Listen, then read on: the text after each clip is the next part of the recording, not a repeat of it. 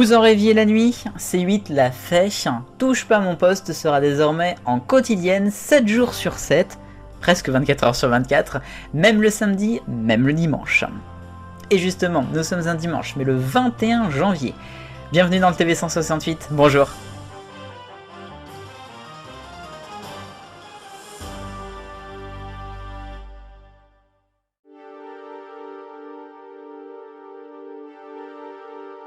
Vous ne rêvez pas, Touche pas mon poste sera à partir de février, 7 jours sur 7 en inédit sur C8. Il fallait bien qu'on arrive à ce dispositif qui montre la puissance du programme à la fois sur la chaîne et dans le paysage audiovisuel français, on va pas le nier. Touche pas mon poste, TPMP même le samedi et TPMP même le dimanche seront donc diffusés. Alors globalement entre 19h30 et 21h. Et puis avant il y aura même Paf avec Baba, vous imaginez. Bref, c'est un truc un peu de fou. On retrouvera donc Cyril Hanouna à l'animation, ça ne sera pas en direct, ou peut-être seulement la première, enfin vous imaginez un petit peu comment ça se passe avec lui. Ça sera inédit donc, enregistré sûrement en fin de semaine. Il y aura des chroniqueurs historiques, mais aussi des nouveaux, puisqu'il veut absolument faire monter un peu en gamme des nouveaux lors de ses déclinaisons du week-end. Il y aura quelques séquences qui devraient retourner un peu sur la thématique média. C'est vrai que bon, l'actualité est toujours moins chaude le week-end, et puis en plus ça sera enregistré. Mais vous savez, avec Cyril Hanouna, il faut toujours se méfier de ce qu'il dit, et qu'il fait souvent le contraire, ou que ça tient quelques jours, et puis voilà. Alors, cette émission, elle n'arrive pas totalement par hasard, c'est un peu des histoires de contrat, puisque il devait y avoir une émission politique le week-end, c'était aussi pour ça qu'il avait recruté Pascal de la Tour du Pin, émission politique que la chaîne n'a pas voulu, oui c'est vrai, la chaîne a refusé quelque chose à Cyril Hanouna, et donc eh bien c'est un petit peu un lot de consolation, puisqu'il est obligé avec son nombre d'heures à produire, d'avoir des émissions le week-end, donc voilà, c'est un petit peu comme ça que ça se termine. A noter que Pascal de la Tour de Pin ne devrait pas être très loin de ses déclinaisons, peut-être même remplacer carrément Cyril Hanouna. C'est un petit peu ce que Clément Garin laisse entendre sur les réseaux sociaux. On verra ce que ça va donner.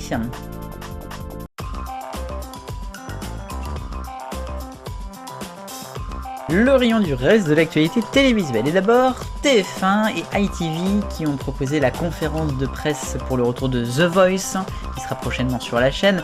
The Voice saison 13, il y aura donc Big Flo et Oli, Zazie, Mika Vianney, Camille Lelouch qui sera en coulisses pour repêcher un candidat. Et puis il y aura aussi une tournée, ça a été annoncé, un petit peu comme la Starac.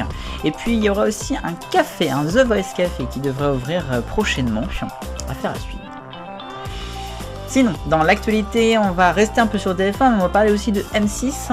Bref, Christina Cordula, qui n'est plus en contrat d'exclusivité avec M6, ça faisait quand même des années qu'elle l'était, et c'est ce qui a permis son arrivée à Danse avec les stars, puisque donc elle va être une des participantes de la nouvelle saison prochainement.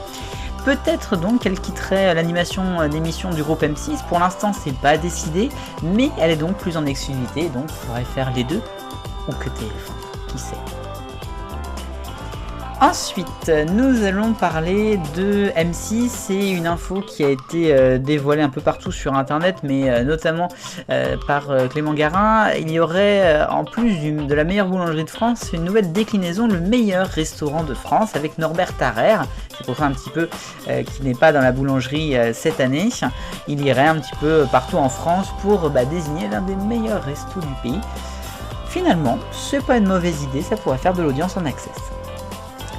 Quatrième et dernière info plus sérieusement sur BFM TV, souvenez-vous il y a un an Rachid Embarki avait été débarqué de l'antenne suite à des soupçons d'ingérence avec notamment son journal de minuit où il pouvait parler de sujets un petit peu différents avec des choses un peu orientées.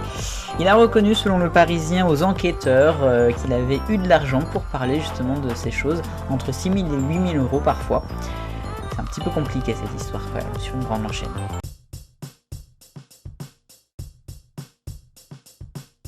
Focus pour parler à la fois politique et Eurovision. Vous le savez, en 2024, l'édition se déroulera en Suède, à Malmö. Une émission qui sera avec le thème United by Music. Et justement, on est tous unis par la musique. C'est un petit peu ce qui pourrait être affilié à Israël, puisque Israël sera dans les pays qui vont participer, comme souvent. Israël qui avait, je le rappelle, participé en 2019 et avait tout simplement été le pays organisateur après la victoire en 2018 de Neta. Et Israël, donc, avec ce qui se passe actuellement, le contexte géopolitique, pourrait être exclu. C'est ce que la Finlande aimerait. Il y a 1400 artistes de ce pays qui signent actuellement une pétition. On a lu aussi qu'il y avait les Islandais qui ne voulaient pas participer s'il y avait Israël. Donc voilà, on se pose des questions actuellement, ça monte un peu la colère.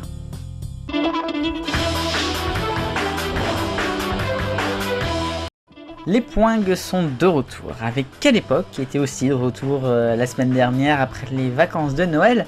L'émission de France 2 avait pour invité notamment Thomas Soto et Marie Portolano, les animateurs de Télématin qui étaient là notamment pour parler de la nouvelle concurrence avec Bonjour sur TF1. Il y avait aussi Michel Drucker pour parler de son actualité, c'est-à-dire sa vie et son œuvre globalement. Et Michel Drucker a posé une question à un moment donné pour Marie Portolano avec une certaine malice. C'était une question prévue, je pense, et qu'il était très content de poser. Il parlait notamment du sexisme dans les médias et dans le monde des sports, puisque Marie Portolano a fait un documentaire pour Canal sur ce sujet, où il dénonçait beaucoup d'agissements, et Michel Drucker a demandé, y avait-il vraiment quelque chose pour les mecs des sports, les copains des sports? J'ai trouvé ça un tout petit peu moins classe de sa part par rapport à d'habitude.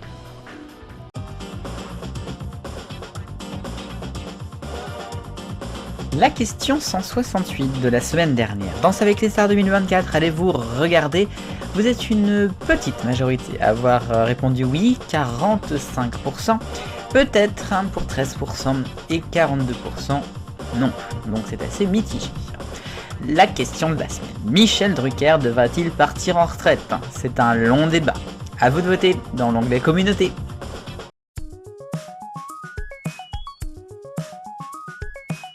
Le voici que voilà l'arc-en-ciel des audiences. Et d'abord en rouge et orange M6 avec Zorouki en premier, 1 100 000, on est stable dans la baisse.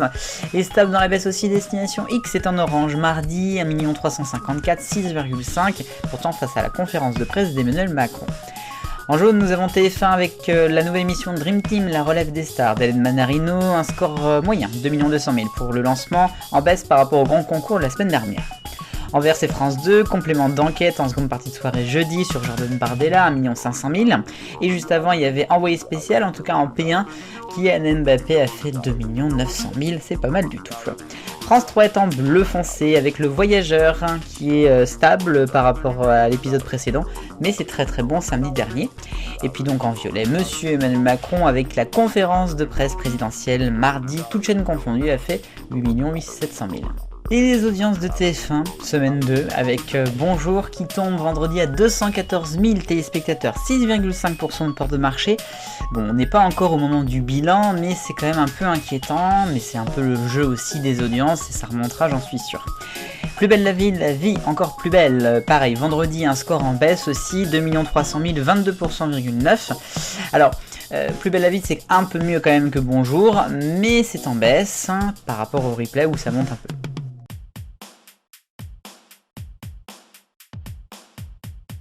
Et enfin des bisbilles au cœur de la vallée de la Pique, direction le fin fond des Pyrénées, je parle de Bagnères de Luchon, cette très jolie ville qui accueille depuis de nombreuses années le Festival TV, au nom donc de Luchon, un festival TV qui l'année dernière avait fêté sa 25e édition et qui n'aura pas lieu cette année, en tout cas pas lieu dans des conditions normales, puisque depuis donc un an, c'est la municipalité qui s'occupe de ce festival, la municipalité qui n'a jamais eu autant d'endettement en fait sur le festival TV que l'année dernière. Ça a été très compliqué, notamment pour tous ceux qui portent le projet. Il y a par exemple des commerçants de la ville. Alors cette année, bien pas de festival, mais seulement une seule journée en lot de consolation, mais qui est assez décriée, Luchon TV d'un jour, qui aura donc lieu le 10 février prochain, avant un retour en 2025 d'un grand festival. Ainsi va la vie de la télévision en ce dimanche 21 janvier 2024. Je vous remercie d'avoir suivi le TV 168 aujourd'hui. Comme chaque semaine, vous êtes de plus en plus nombreux à être fidèles. Merci beaucoup. N'hésitez pas comme d'habitude à commenter les vidéos et pourquoi pas vous abonner si ça vous plaît. Allez, vive le bonheur, on est tous des millions de copains. Salut!